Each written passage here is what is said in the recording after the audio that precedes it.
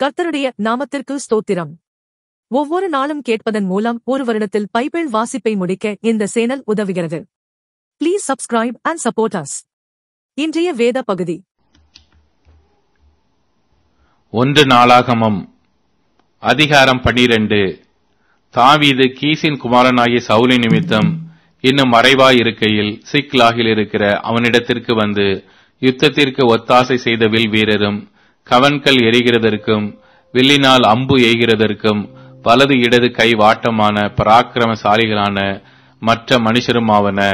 சவுலின் சகோதரராகிய பென்யமீன் கோத்திரத்தில் கிபேயா ஊரானாகிய சேமாவின் குமாரர் அகியேசர் என்னும் தலைவனும் யோவாசும் அஸ்மாவேத்தின் குமாரராகிய எசியேலும் பேலேத்தும் பெராக்கா ஆனதோத்தியனான ஏகு என்பவர்களும் 30 பேரில் பராக்கிரமனும் 30 பேருக்கு பெரியவனுமான இஸ்மாயா என்னும் கிபியோனியனும் எரேமியா யகாசியேல் யோகனான் கெதேரோரான ஏசோபாத் எலிசாயி எரிமோத் பிகலியா செமரியா அருப்பியனான செப்பத்தியா எல்கானா எஷியா அசாரியேல் யோவேசேர் யெசொபெயாம் என்னும் கோரேகியரும் யோவேலா செபதியா என்னும் கேதோர் ஊரானான ஏரோகாமின் குமாரருமே.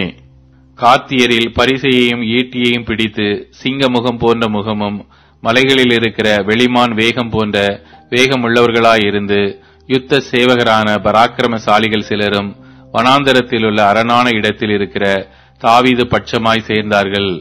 யாரென்றால் எத்சேர் என்னும் தலைவன், அவனுக்கு 2வது ஒபதியா, 3வது எலியாப், 4வது மிஸ்மன்னா, 5வது எரேமியா, 6வது அத்தாயி, 7வது எலியேல், 8வது யோகனான், 9வது எல்சபாத், 10வது எரேமியா, 11வது மக்பன்னாயி.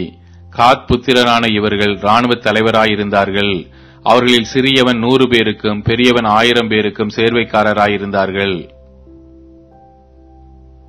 யோர்தான் கரை புரண்டு போயிருக்கிற 1ஆம் மாதத்தில் அதை கடந்து கிழக்கேயும் மேற்கேயும் பள்ளத்தாக்குகளில் இருக்கிற யாவரையும் துரத்தி விட்டவர்கள் இவர்களே.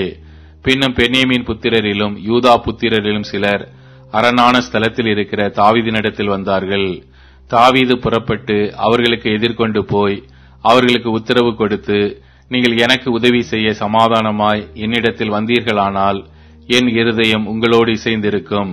என் கைகளில் கொடுமை இல்லாதிருக்க என்னை என் சத்துருக்களுக்கு காட்டிக் கொடுக்க வந்தீர்களே ஆகில் நம்முடைய பிதாக்களின் தேவன் அதை பார்த்து கண்டிப்பாராக என்றான். அப்பொழுது அதிபதிகளுக்கு தலைவனான அமாசாயின் மேல் ஆவி இறங்கினதினால் அவன், தாவீதே, நாங்கள் உம்முடையவர்கள், ஈசாயின் குமாரனே, உமது பட்சமாயிருப்போம். உமக்கு சமாதானம், சமாதானம், உமக்கு உதவி செய்கிறவர்களுக்கும் சமாதானம். உம்முடைய தேவன் உமக்கு துணை நிற்கிறார் என்றான். அப்பொழுது தாவீது அவர்களை சேர்த்து கொண்டு அவர்களை தண்டுக்கு தலைவராக்கினான். சவுலின் மேல் யுத்தம் பண்ண போகிற பெலிஸ்தருடனே கூட தாவீது வருகிறபோது மனாசேயிலும் சிலர் அவன் பட்சமாய் சேர்ந்தார்கள். பெலிஸ்தரின் பிரபுக்கள் யோசனை பண்ணி, அவன் நம்முடைய தலைகளுக்கு மோசமாய் தன் ஆண்டவனாகிய சவுலின் பட்சமாய் போவான் என்று அவனை அனுப்பிவிட்டார்கள். அதனால் அவர்கள் இவர்களுக்கு உதவி செய்யவில்லை. அப்படியே அவன் சிக்லாகுக்கு திரும்பி போகையில் மனாசேயில் அத்னாக், யோசபாத், எதியாவேல், மிகாயேல், யோசபாத், எலிஹு, சில்தாயி என்னும் மனாசே கோத்திரத்தாரின் 1000 சேர்வைக்காரர் அவன் பட்சமாய் வந்தார்கள். அந்த தண்டுக்கு விரோதமாய் இவர்கள் தாவீதுக்கு உதவி செய்தார்கள். இவர்கள் எல்லாரும் பராக்கிரமசாலிகளும் இராணுவத்தில் சேர்வைக்காரருமாய் இருந்தார்கள்.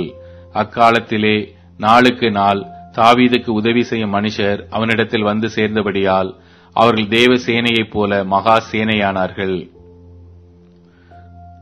கர்த்தருடைய வாக்கின்படியே சவுலின் ராஜ்யபாரத்தை தாவீதினிடமாய் திருப்ப எப்ரோனில் இருக்கிற அவனிடத்துக்கு வந்த யுத்த சன்னத்தரான தலைவரின் இலக்கமாவன. யூதா புத்திரரில் பரிசையும் ஈட்டியும் பிடித்து யுத்த சன்னத்தாரானவர்கள் 6800 பேர். சிமியோன் புத்திரரில் பராக்கிரமசாலிகளாகிய யுத்த வீரர் 7100 பேர். லேவி புத்திரரில் 4600 பேர். ஆரோன் சந்ததியாரின் அதிபதியாகிய யோயதாவும் அவனோடு இருந்த 3700 பேரும் பராக்கிரமசாலியான சாதோக் என்னும் வாலிபனும் அவன் தகப்பன் வம்சத்தாரான 22 தலைவருமே. பென்யமீன் புத்திரரான சவுலின் சகோதரரில் 3000 பேர். அதுவரைக்கும் அவர்களில் மிச்சமானவர்கள் சவுலின் குடும்பத்தை காப்பாற்ற பார்த்தார்கள். எப்பிராயிம் புத்திரரில் தங்கள் பிதாக்களின் வம்சத்தில் பேர் பெற்ற மனுஷரான பராக்கிரமசாலிகள் 20,800 பேர். மனாசேயின் பாதி கோத்திரத்தில் தாவீதை ராஜாவாக்குகிறதற்கு வரும்படி பேர் பேராக குறிக்கப்பட்டவர்கள் 18,000 பேர். இசக்கார் புத்திரரில் இஸ்ரவேலர் செய்ய வேண்டியது இன்னதென்று அறிந்து காலா காலங்களுக்கு தகுந்த யோசனை சொல்லத்தக்க தலைவர்கள் 200 பேரும். இவர்கள் வாக்குக்கு செவி கொடுத்த இவருடைய எல்லா சகோதரருமே. செபுலோன் புத்திரரில் சகலவித யுத்த ஆயுதங்களாலும் யுத்தம் செய்கிறதற்கும் தங்கள் அணியை காத்து நிற்கிறதற்கும் பழகி வஞ்சனை செய்யாமல் யுத்தத்திற்கு போகத்தக்கவர்கள் 50,000 பேர்.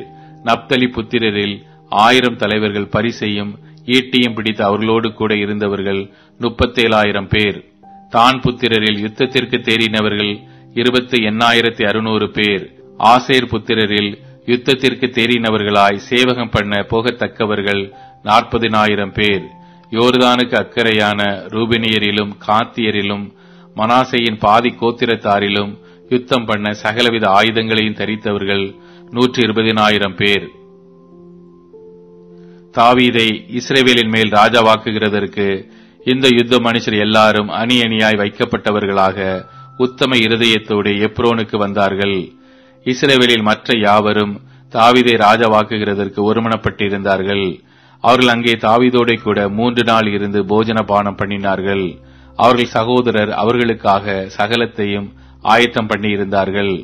இசக்கார், செபுலோன், நப்தலின் எல்லை மட்டும் அவர்களுக்கு சமீபமாய் இருந்தவர்களும் கழுதைகள் மேலும் ஒட்டகங்கள் மேலும் கோவேறு கழுதைகள் மேலும் மாடுகள் மேலும் தின்பண்டங்களாகிய மா, அத்திப்பழ அடைகள், வற்றலான திராட்சை பழங்கள், திராட்சை ரசம், எண்ணெய், ஆடு மாடுகள் ஆகிய இவைகளை வேண்டிய மட்டும் ஏற்றிக் கொண்டு வந்தார்கள். இஸ்ரவேலிலே மகிழ்ச்சி உண்டாயிற்று. 1 நாளாகமம் அதிகாரம் 13.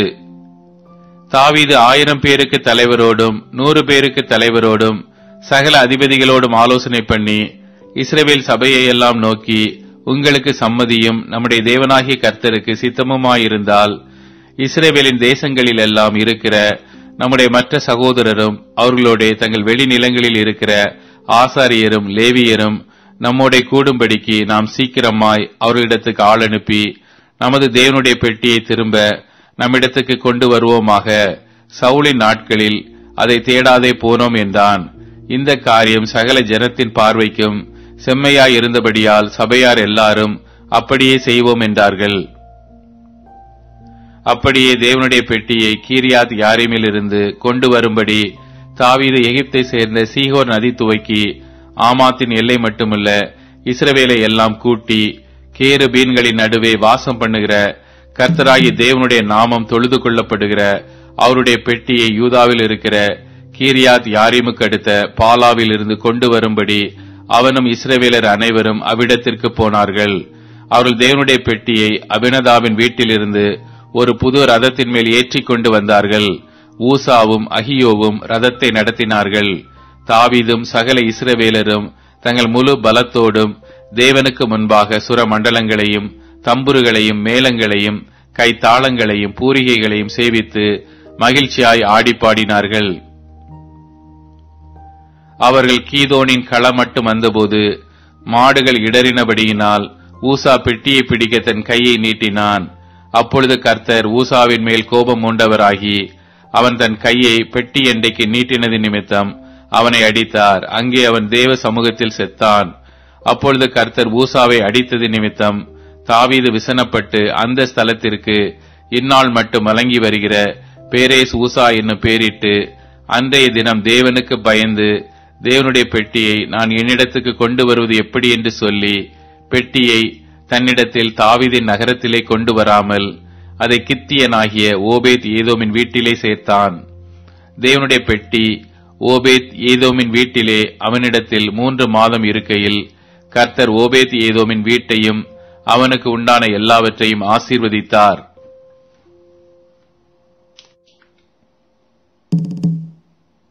ஒன்று நாளாகமம் அதிகாரம் 14. தீருவின் ராஜாவாகிய ஈராம் தாவீதினிடத்தில் ஸ்தானாபதிகளையும் அவனுக்கு ஒரு வீட்டை கட்டுகிறதற்கு கேதுரு மரங்களையும் தச்சரையும் கல் தச்சரையும் அனுப்பினான்.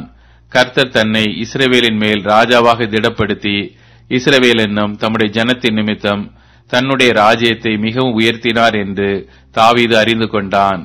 எருசலேமிலே தாவீது பின்னும் அநேக ஸ்திரீகளை விவாகம் பண்ணி பின்னும் குமாரரையும் குமாரத்திகளையும் பெற்றான். எருசலேமிலே அவனுக்கு பிறந்த குமாரரின் நாமங்களாவன சம்முவா, சோபாப், Nathan, Solomon, இப்கார், எலிசுவா, Eliphalet, நோகா, நெப்பேக், யப்பியா, Elishama, Eliada, Eliphalet என்பவைகள். தாவீது சமஸ்த இஸ்ரவேலின் மேலும் ராஜாவாக அபிஷேகம் பண்ணப்பட்டதை பெலிஸ்தர் கேள்விப்பட்ட போது பெலிஸ்தர் எல்லாரும் தாவீதை தேடும்படி வந்தார்கள். அதை தாவீது கேட்டபோது அவர்களுக்கு விரோதமாக புறப்பட்டான். பெலிஸ்தர் வந்து ரெப்பாயிம் பள்ளத்தாக்கிலே பரவி இருந்தார்கள். பெலிஸ்தருக்கு விரோதமாக போகலாமா? அவர்கள் என் கையில் ஒப்புக் கொடுப்பீரா என்று தாவீது தேவனை கேட்டபோது கர்த்தர் போ, அவர்களை உன் கையில் ஒப்புக் கொடுப்பேன் என்றார். அவர்கள் பாகால் பிராசிமுக்கு வந்தபோது தாவீது அங்கே அவர்களை முறிய அடித்து தண்ணீர்கள் உடைந்தோடுகிறது போல தேவன் என் கையினால் என் சத்துருக்களை உடைந்தோட பண்ணினார் என்றான். அது நிமித்தம் அந்த ஸ்தலத்திற்கு பாகால் பிராசிம் என்னும் பெயரிட்டார்கள். அங்கே அவர்கள் தங்கள் தெய்வங்களை விட்டு ஓடி போனார்கள். தாவீது கற்பித்தபடி அவைகள் அக்கினியாலே சுட்டெரிக்கப்பட்டன. பெலிஸ்தர் மறுபடியும் வந்து அந்த பள்ளத்தாக்கிலே இறங்கினார்கள். அப்பொழுது தாவீது திரும்ப தேவனிடத்தில் விசாரித்ததற்கு தேவன் நீ அவர்களுக்கு பின்னாலே போகாமல் அவர்களுக்கு பக்கமாய் சுற்றி முசுக்கட்டை செடிகளுக்கு எதிரே இருந்து அவர்கள் மேல் பாய்ந்து முசுக்கட்டை செடிகளின் நுனிகளிலே செல்லுகிற இரைச்சலை நீ கேட்கும்போது யுத்தத்திற்கு புறப்படு. பெலிஸ்தரின் பாளையத்தை முறியடிக்க தேவன் உனக்கு முன்னே புறப்பட்டிருப்பார் என்றார். தேவன் தனக்கு கற்பித்தபடியே தாவீது செய்தபோது பெலிஸ்தரின் இராணுவத்தை கிபியோன் துவைக்கி காசேர் மட்டும் முறியடித்தார்கள். அப்படியே தாவீதின் கீர்த்தி சகல தேசங்களிலும் பிரசித்தமாகி அவனுக்கு பயப்படுகிற பயத்தை கர்த்தர் சகல ஜாதிகளின் மேலும் வரப்பண்ணினார். லூக்கா அதிகாரம் 3. திபேரியு ராயன் ராஜ்யபாரம் பண்ணின 15ஆம் வருஷத்திலே பொந்தியு பிலாத்து யூதேயாவுக்கு தேசாதிபதியாயும் ஏரோது காற்பங்கு தேசமாகிய கலிலேயாவுக்கு அதிபதியாயும் அவன் சகோதரனாகிய பிலிப்பு காற்பங்கு தேசமாகிய இத்துரேயாவுக்கும் திராக்கோனித்தி நாட்டிற்கும் அதிபதியாயும் விசானியா காற்பங்கு தேசமாகிய அபிலேனைக்கு அதிபதியாயும் அன்னாவும் காய்பாவும் பிரதான ஆசாரியராயும் இருந்த காலத்தில் வனாந்தரத்திலே சகரியாவின் குமாரனாகிய யோவானுக்கு தேவனுடைய வார்த்தை உண்டாயிற்று. அப்பொழுது கர்த்தருக்கு வழியை ஆயத்தப்படுத்துங்கள், அவருக்கு பாதைகளை செவ்வை பண்ணுங்கள் என்றும், பள்ளங்கள் எல்லாம் நிரப்பப்படும், சகல மலைகளும் குன்றுகளும் தாழ்த்தப்படும், கோணலானவைகள் செவ்வையாகும், கரடானவைகள் சமமாகும் என்றும், மாம்சமான யாவரும் தேவனுடைய இரட்சிப்பை காண்பார்கள் என்றும் வனாந்தரத்திலே கூப்பிடுகிறவனுடைய சத்தம் உண்டாகும் என்று ஏசாயா தீர்க்கதரிசியின் ஆகமத்தில் எழுதியிருக்கிற பிரகாரம் அவன் யோர்தான் நதிக்கு அருகான தேசமெங்கும் போய் பாவ மன்னிப்புக்கென்று மனம் திரும்புதலுக்கேற்ற ஞானஸ்நானத்தை குறித்து பிரசங்கித்தான். அவன் தன்னிடத்தில் ஞானஸ்நானம் பெறும்படிக்கு புறப்பட்டு வந்த திரளான ஜனங்களை நோக்கி, விரியன் பாம்பு குட்டிகளே, வரும் கோபத்துக்கு தப்பித்துக் கொள்ள உங்களுக்கு வகை காட்டினவன் யார்? மனம் திரும்புதலுக்கு ஏற்ற கனிகளை கொடுங்கள். ஆபிரகாம் எங்களுக்கு தகப்பன் என்று உங்களுக்குள்ளே சொல்லத் தொடங்காதிருங்கள். தேவன் இந்த கல்லுகளினாலே ஆபிரகாமுக்கு பிள்ளைகளை உண்டு பண்ண வல்லவராய் இருக்கிறார் என்று உங்களுக்கு சொல்லுகிறேன். இப்பொழுதே கோடாரியானது மரங்களின் வேர் அருகே வைத்திருக்கிறது. ஆகையால் நல்ல கனி கொடாத மரமெல்லாம் வெட்டுண்டு அக்கினியிலே போடப்படும் என்றான். அப்பொழுது ஜனங்கள் அவனை நோக்கி, அப்படியானால் நாங்கள் என்ன செய்ய வேண்டும் என்று கேட்டார்கள். அவர்களுக்கு அவர் பிரதியுத்தரமாக, 2 அங்கிகளை உடையவன் இல்லாதவனுக்கு கொடுக்க கடவன், ஆகாரத்தை உடையவனும் அப்படியே செய்ய கடவன் என்றான். ஆயக்காரரும் ஞானஸ்நானம் பெற வந்து அவனை நோக்கி, போதகரே, நாங்கள் என்ன செய்ய வேண்டும் என்று கேட்டார்கள். அதற்கு அவன், உங்களுக்கு கட்டளையிட்டிருக்கிறதற்கு அதிகமாய் ஒன்றும் வாங்காதிருங்கள் என்றான். போர் சேவகரும் அவனை நோக்கி, நாங்கள் என்ன செய்ய வேண்டும் என்று கேட்டார்கள். அதற்கு அவன், நீங்கள் ஒருவருக்கும் இடுக்கண் செய்யாமலும் பொய்யாய் குற்றம் சாட்டாமலும் உங்கள் சம்பளமே போதுமென்றும் இருங்கள் என்றான். யோவானை குறித்து இவன்தான் கிறிஸ்துவோ என்று ஜனங்கள் எல்லாரும் எண்ணம் கொண்டு தங்கள் இருதயங்களில் யோசனையாயிருக்கையில், யோவான் எல்லாருக்கும் பிரதியுத்தரமாக, நான் ஜலத்தினால் உங்களுக்கு ஞானஸ்நானம் கொடுக்கிறேன். என்னிலும் வல்லவர் ஒருவர் வருகிறார். அவருடைய பாத ரட்சைகளின் வாரை அவிழ்க்கிறதற்கும் நான் பாத்திரன் அல்ல. அவர் பரிசுத்த ஆவியினாலும் அக்கினியினாலும் உங்களுக்கு ஞானஸ்நானம் கொடுப்பார். தூற்றுக்கூடை அவர் கையில் இருக்கிறது. அவர் தமது களத்தை நன்றாய் விலக்கி கோதுமையை தமது களஞ்சியத்தில் சேர்ப்பார், பதரையோ அவியாத அக்கினியிலே சுட்டெரிப்பார் என்றான். வேறு அநேக புத்திமதிகளையும் அவன் ஜனங்களுக்கு சொல்லி பிரசங்கித்தான். காற்பங்கு தேசாதிபதியாகிய ஏரோது தன் சகோதரனான பிலிப்புவின் மனைவி ஏரோதியாளின் நிமித்தமாகவும் தான் செய்த மற்ற பொல்லாங்குகளின் நிமித்தமாகவும் யோவானாலே கடிந்து கொள்ளப்பட்ட போது, தான் செய்த மற்றெல்லா பொல்லாங்குகளும் தவிர யோவானையும் காவலில் அடைத்து வைத்தான். ஜனங்கள் எல்லாரும் ஞானஸ்நானம் பெற்றபோது இயேசுவும் ஞானஸ்நானம் பெற்று ஜெபம் பண்ணுகையில் வானம் திறக்கப்பட்டது. பரிசுத்த ஆவியானவர் ரூபம் கொண்டு புறாவை போல் அவர் மேல் இறங்கினார். வானத்திலிருந்து ஒரு சத்தமும் உண்டாகி, நீர் என்னுடைய நேசகுமாரன், உம்மில் பிரியமாயிருக்கிறேன் என்று உரைத்தது. அப்பொழுது இயேசு ஏறக்குறைய 30 வயதுள்ளவரானார். அவர் யோசேப்பின் குமாரன் என்று எண்ணப்பட்டார்.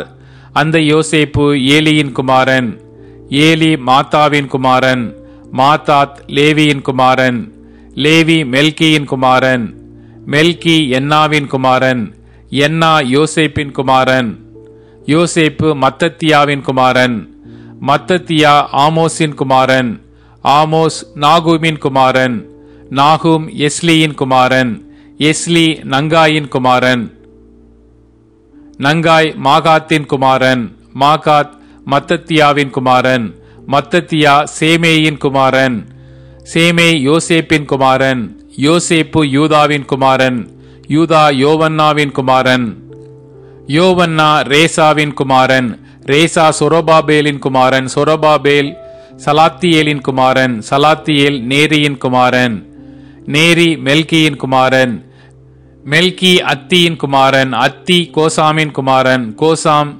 எல்மோதாபின் குமாரன், எல்மோதாம் ஏரின் குமாரன், ஏர் யோசேயின் குமாரன், யோசே எலியேசரின் குமாரன், எலியேசர் யோரீமின் குமாரன், யோரீம் மாத்தாத்தின் குமாரன், மாத்தாத் லேவியின் குமாரன், லேவி சிமியோனின் குமாரன், சிமியோன் யூதாவின் குமாரன், யூதா யோசேப்பின் குமாரன், யோசேப்பு யோனானின் குமாரன், யோனான் எலியாக்கீமின் குமாரன், எலியாக்கீம் மெலேயாவின் குமாரன், மெலேயா மயினானின் குமாரன், மயினான் மாத்தாத்தாவின் குமாரன், மாத்தாத்தா நாத்தானின் குமாரன், நாத்தான் தாவீதின் குமாரன், தாவீது ஈசாயின் குமாரன், ஈசாய் ஓபேதின் குமாரன், ஓபேத் போவாசின் குமாரன், போவாஸ் சல்மோனின் குமாரன், சல்மோன் நகசோனின் குமாரன், நகசோன் அம்மினதாபின் குமாரன், அம்மினதாப் ஆராமின் குமாரன், ஆராம் எஸ்ரோமின் குமாரன், எஸ்ரோம் பாரேசின் குமாரன்,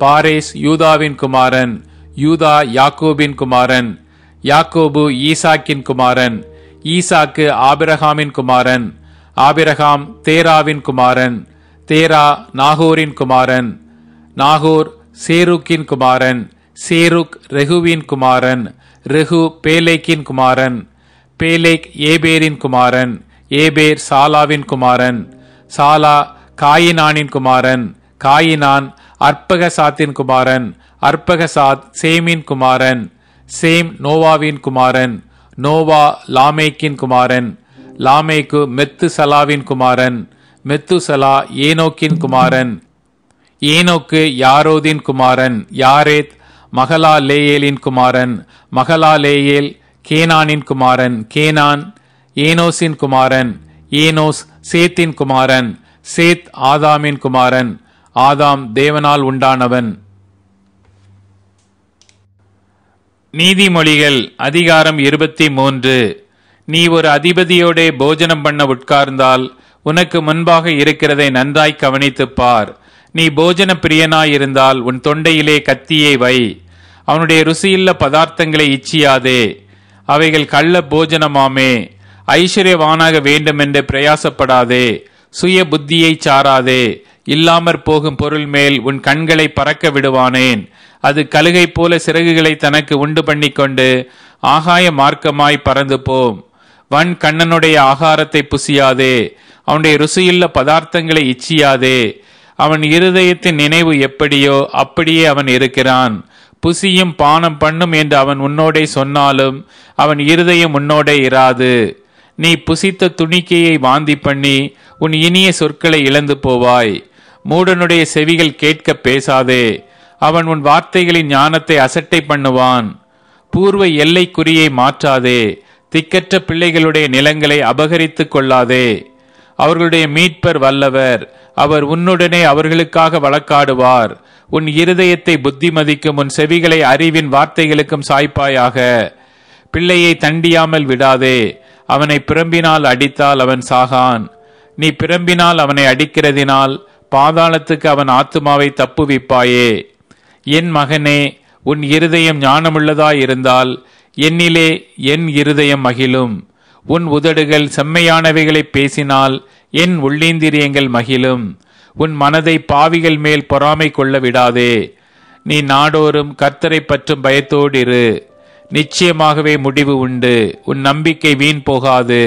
என் மகனே, நீ செவி கொடுத்து ஞானமடைந்து உன் இருதயத்தை நல்வழியிலே நடத்து. மதுபான பிரியரையும் மாம்ச பெரும் தீனிக்காரரையும் சேராதே. குடியனும் போஜன பிரியனும் தரித்திரர் ஆவார்கள். தூக்கம் கந்தைகளை உடுத்துவிக்கும். உன்னை பெற்ற தகப்பனுக்கு செவி கொடு. உன் தாய் வயது சென்றவளாகும் போது அவளை அசட்டை பண்ணாதே. சத்தியத்தை வாங்கு, அதை விற்காதே. அப்படியே ஞானத்தையும் உபதேசத்தையும் புத்தியையும் வாங்கு. நீதிமானுடைய தகப்பன் மிகவும் களி கூறுவான். ஞானமுள்ள பிள்ளையை பெற்றவன் அவனால் மகிழுவான். உன் தகப்பனும் உன் தாயும் சந்தோஷப்படுவார்கள், உன்னை பெற்றவள் மகிழுவாள். என் மகனே, உன் இருதயத்தை எனக்கு தா, உன் கண்கள் என் வழிகளை நோக்குவதாக. வேசி ஆழமான படுகுழி, பரஸ்திரி இடுக்கமான கிணறு. அவள் கொள்ளைக்காரனைப் போல் பதிவிருந்து மனுஷருக்குள்ளே பாதகரை பெருக பண்ணுகிறாள். ஐயோ, யாருக்கு வேதனை, யாருக்கு துக்கம், யாருக்கு சண்டைகள், யாருக்கு புலம்பல், யாருக்கு காரணமில்லாத காயங்கள், யாருக்கு இரத்தம் கலங்கின கண்கள். மதுபானம் இருக்கும் இடத்திலே தங்கி தரிப்பவர்களுக்கும் கலப்புள்ள சாராயத்தை நாடுகிறவர்களுக்கும் தானே. மதுபானம் இரத்த வருணமாயிருந்து பாத்திரத்தில் பளபளப்பாய் தோன்றும் போது நீ அதை பாராதே. அது மெதுவாய் இறங்கும். முடிவிலே அது பாம்பை போல் கடிக்கும், விரியனை போல் தீண்டும். உன் கண்கள் பரஸ்திரீகளை நோக்கும், உன் உள்ளம் தாறு மாறானவைகளை பேசும். நீ நடுக்கடலிலே சயனித்திருக்கிறவனைப் போலும் பாய்மரத் தட்டிலே படுத்திருக்கிறவனைப் போலும் இருப்பாய். என்னை அடித்தார்கள், எனக்கு நோகவில்லை. என்னை அறைந்தார்கள், எனக்கு சுரணை இல்லை. நான் அதை பின்னும் தொடர்ந்து தேட எப்பொழுது விழிப்பேன் என்பாய். இப்போது tune in, Spotify, Amazon music மற்றும் யூடியூப் மியூசிக் ஆகியவற்றில் நமது பைபிள் 365 சேனல் கிடைக்கிறது. ஃபாலோ பண்ணுங்க.